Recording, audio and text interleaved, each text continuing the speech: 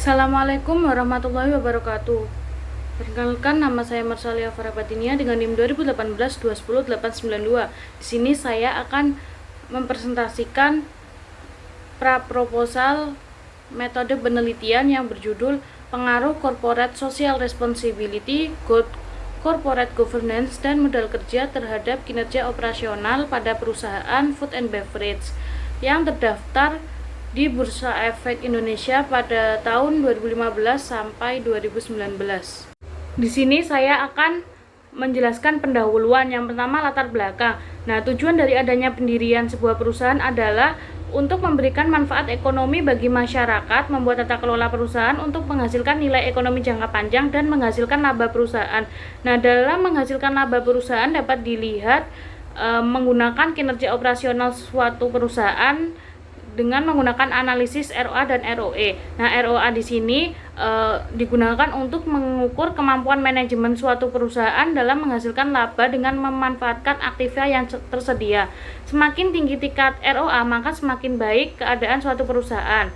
Selanjutnya ada ROE. Nah, ROE ini merupakan pengukuran penting bagi calon investor baru karena investor tersebut akan mengetahui seberapa efisien sebuah perusahaan menggunakan uang yang akan diinvestasikan untuk menghasilkan laba bersih.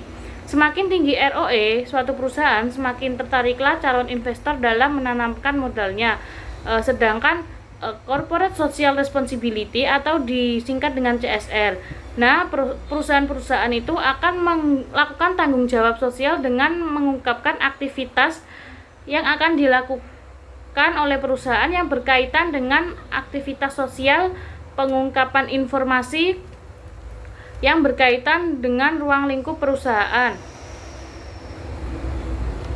Informasi mengenai tanggung jawab sosial dapat diperoleh dengan laporan tahunan yang dihasilkan oleh perusahaan pada tingkat pengungkapan tertentu. Nah, di Indonesia sendiri ini CSR masih bersifat sukarela. Hal ini disebabkan karena belum adanya standar akuntansi keuangan yang mewajibkannya. Selanjutnya, konsep GCG atau Good Corporate Governance ini mulai dikenal sejak krisis ekonomi tahun 1997, yang krisis yang berkepanjangan yang dinilai karena tidak dikelolanya perusahaan secara bertanggung jawab serta mengabaikan regulasi dan syarat dengan praktek KKN. Tata kelola perusahaan yang baik adalah sistem yang mengatur hubungan antara peran dewan komisaris, peran direksi, pemegang saham, dan pemangku kepentingan lainnya disebut sebagai suatu proses transparan penentuan tujuan perusahaan, pencapaian dan penilaian kinerjanya. Selanjutnya, modal kerja, yaitu modal yang diperlukan perusahaan untuk membiayai semua kegiatan bisnis sehingga dapat berjalan sesuai rencana sebelumnya. Nah, kas ini merupakan komponen modal kerja yang paling tinggi likuiditasnya. Nah, kas ini digunakan untuk membeli persediaan, membayar hutang, membayar gaji karyawan, dan lain-lain. Kemampuan uang kas berputar selama periode tertentu untuk memperoleh pendapatan yang disebut perputaran kas. Penggunaan kas semakin efisien dapat memperbesar kemungkinan perusahaan dapat memperoleh profitabilitas. Apabila jumlah persediaan berlebihan, maka akan meningkatkan biaya yang ditanggung perusahaan untuk pemeliharaan risiko kerusakan karena penyimpangan yang terlalu lama sehingga menurunkan kualitas profitabilitas. Sedangkan apabila kekurangan jumlah persediaan akan menghambat proses produksi karena biaya produksi rata-rata akan meningkat dan menekankan perolehan keuntungan perusahaan. Untuk mencegah hal tersebut, perputaran persediaan sangat diperlukan. Nah, dalam penelitian ini peneliti menggunakan sampel perusahaan defensif, lebih tepatnya perusahaan food and beverage. Perusahaan food and beverage ini bergerak dalam bidang produksi makanan dan minuman dengan mengolah bahan mentah menjadi bahan dalam proses atau menjadi barang jadi. Nah, perusahaan industri food and beverage ini merupakan perusahaan yang mengalami persaingan yang ketat di dalam dunia bisnis. Yang kedua ada rumusan masalah. Nah, berdasarkan latar belakang tersebut, peneliti dapat menguraikan rumusan masalah sebagai berikut. Yang pertama, apakah corporate social responsibility, good corporate governance, dan modal kerja berpengaruh terhadap kinerja operasional perusahaan food and beverage. Yang kedua, apakah corporate social responsibility berpengaruh terhadap kinerja operasional perusahaan food and beverage. Yang ketiga, apakah good corporate governance berpengaruh terhadap kinerja operasional perusahaan food and beverage. Dan yang keempat, apakah modal kerja berpengaruh terhadap kinerja operasional perusahaan food and beverage. Yang ketiga ada tujuan penelitian. Nah, berdasarkan rumusan masalah di atas, peneliti akan memiliki tujuan sebagai berikut. Yang pertama, menguji pengaruh corporate social responsibility, good corporate governance, dan modal kerja berpengaruh terhadap kinerja operasional perusahaan food and beverage. Yang kedua, menguji pengaruh corporate social responsibility berpengaruh terhadap kinerja operasional perusahaan food and beverage. Yang ketiga, menguji good corporate governance berpengaruh terhadap kinerja operasional perusahaan food and beverage. Yang keempat, menguji pengaruh modal kerja akan berpengaruh terhadap kinerja operasional perusahaan food and beverage. Selanjutnya saya akan menjelaskan kerangka pemikiran, di mana H1 mencakup corporate social responsibility, good corporate governance, dan modal kerja. H2 corporate social responsibility, H3 good corporate governance, H4 modal kerja, dan variabel Y kinerja operasional. Nah, corporate responsibility berpengaruh positif terhadap kinerja operasional, good corporate governance berpengaruh positif terhadap kinerja operasional, dan modal kerja berpengaruh negatif terhadap kinerja operasional. Selanjutnya saya akan menjelaskan hipotesis penelitian, di mana H1 itu corporate social responsibility, good corporate governance, dan modal kerja berpengaruh terhadap kinerja operasional. H2 corporate social responsibility berpengaruh terhadap kinerja operasional. H3 good corporate governance berpengaruh terhadap kinerja operasional, dan H4 modal kerja tidak berpengaruh terhadap kinerja operasional. Selanjutnya di sini saya akan menjelaskan teknik analisis data. Nah, dalam penelitian ini teknik analisis yang digunakan adalah teknik analisis deskriptif. Nah, analisis deskriptif ini merupakan statistik yang digunakan untuk menganalisis data dengan cara mendeskripsikan data yang sudah terkumpul sehingga dapat membuat kesimpulan. Analisis deskriptif ini digunakan untuk memperoleh gambaran umum suatu variabel yang digunakan penelitian, yaitu CSR, GCG, dan modal kerja. Selanjutnya ada analisis uji hipotesis ROA. Nah, analisis uji hipotesis menggunakan analisis regresi berganda dengan persamaan ROA sama dengan beta 0, yaitu konstanta, ditambah beta 1 CSR, ditambah beta 2 GCG, dan beta 3 modal kerja dan error. Selanjutnya ada uji simultan. Nah, uji simultan ini digunakan untuk menguji apakah secara simultan CSR, GCG, dan modal kerja secara signifikan untuk mempengaruhi kinerja operasional. Yang pertama ada perumusan hipostatistik. Nah, hipostatistik ini ada HO 2 beta 1 sama dengan beta 2 sama dengan beta 3 sama dengan 0, yang artinya secara simultan CSR, GCG, dan modal kerja tidak berpengaruh signifikan terhadap kinerja operasional. Ada H1, T2 minimal 1 tidak sama dengan 0, yang artinya secara simultan CSR, GCG, dan modal kerja berpengaruh signifikan terhadap kinerja operasional.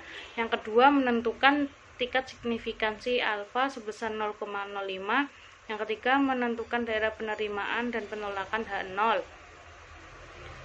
Yang keempat ada menghitung statistik uji F dengan menggunakan rumus F sama dengan SSR dibagi K per SSE dibagi N dikurangi K dikurangi 1. Yang kelima, kesimpulan.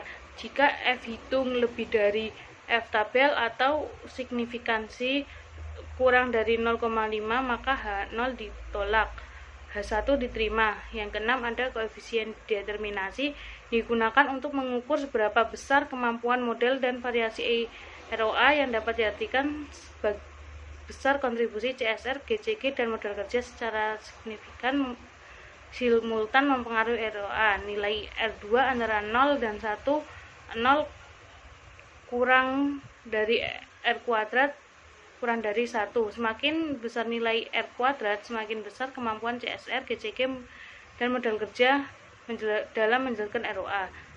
Selanjutnya ada uji parsial atau uji T pada CSR, GCG, dan modal kerja. Yang pertama, perumusan hipostatistik pada sisi kanan, yaitu H0 T2 beta I kurang dari sama dengan 0, yang artinya secara parsial CSR dan GCG tidak berpengaruh signifikan. H1 beta I lebih dari 0, yang artinya secara parsial CSR dan GCG berpengaruh signifikan terhadap kinerja operasional ROA. Yang kedua, ada perumusan hipostatistik pada sisi kiri. H0 beta I lebih dari sama dengan 0, yang artinya secara parsial modal kerja tidak mempengaruhi signifikan terhadap kinerja operasional ROA. H1 2 beta I kurang dari 0, yang artinya parsial modal kerja berpengaruh signifikan terhadap kinerja operasional ROA. Yang ketiga, menentukan tingkat signifikansi alfa sebesar 0,05. Yang keempat, menentukan daerah permintaan dan penolakan H0. Yang kelima, menghitung uji T dengan menggunakan rumus T sama dengan BI atau koefisien regresi dibagi SBI, yaitu standar koefisien regresi. Yang keenam, penarikan kesimpulannya. Jika T hitung lebih besar T tabel, maka H0 ditolak atau diterima. Yang ketujuh, koefisien determinasi parsial R kuadrat, nilai R kuadrat antara 0 dan 1. Nilai R kuadrat yang paling besar menunjukkan variabel yang dominan dalam mempengaruhi variabel terikat. Yang kedua adalah ada uji hipotesis ROE. Nah, ROE yaitu ROE sama dengan beta 0 ditambah beta 1 CSR ditambah beta 2 GCG ditambah beta 3 modal kerja dan ditambah error. Selanjutnya uji simultan. Yang pertama ada perumusan hipostatistik. H0 T2 beta 1 sama dengan beta 2 ditambah beta 3 sama dengan 0, yang artinya simultan CSR, GCG, dan modal kerja tidak berpengaruh signifikan terhadap kinerja operasional ROE. H1 minimal 1 beta 0 tidak sama dengan 0, tidak artinya simultan CSR, GCG, dan modal kerja berpengaruh signifikan terhadap kinerja operasional ROE. Yang kedua, menentukan tingkat signifikan alfa sebesar 0,05. Yang ketiga, menentukan daerah penerimaan dan penolakan H0. Yang keempat, menghitung uji F dengan menggunakan rumus F sama dengan SSR dibagi K per SSE dibagi N dikurangi K dikurangi 1.